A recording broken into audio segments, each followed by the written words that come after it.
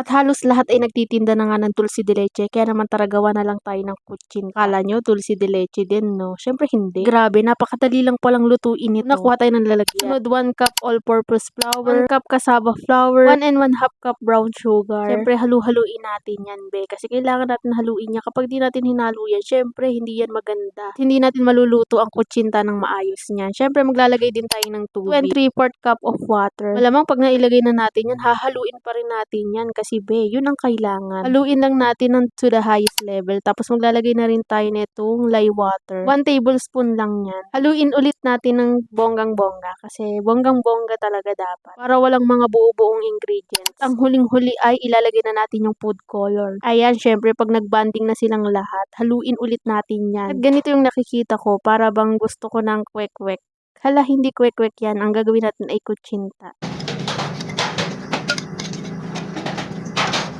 Siyempre para sigurado, hinala ko pa rin siya. Tapos ito nga pala yung molder na meron ako. Niliit lang nito, kaya naman ayan, pinapakita ko sa inyo. Tapos tinanggal ko lang din, kasi wala lang, pinilex ko lang talaga siya. Tapos niyan, dito ko muna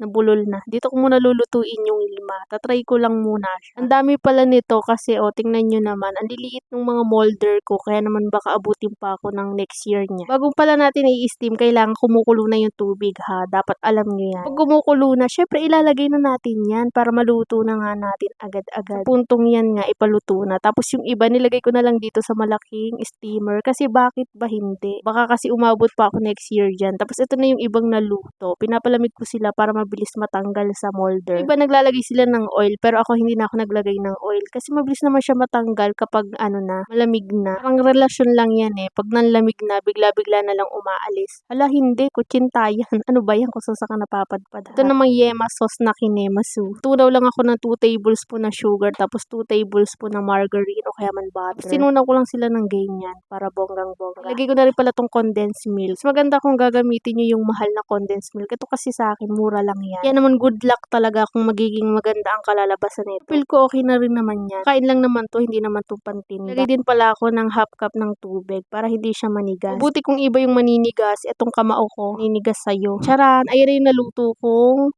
tahong, hindi kutsinta yan. Tapos ito palang naluto kong yema sauce. Iba yung kulay niya, parang maputla, pero hindi yan maputla sa personal. Iba talaga yung itsura sa video at saka sa personal. Kaya naman pag natikman nyo yan, lasang condense. Hindi, sakto lang yung timpla ng kutsinta. Kaya naman kung gusto nyo gumawa ng kutsinta, gayahin nyo lang yung ingredients nito. Hindi siya sobrang tamis. Tsaka makunat siya in fairness. Namang be, kukunat yan, meron tayong lye water eh. Lye water o lihiya in Tagalog. Ayan, gumawa na rin kayo para hindi kayo mapagod kakahabol kay Manong na naglalako ng ganito. O siya, ito yung ingredients ha.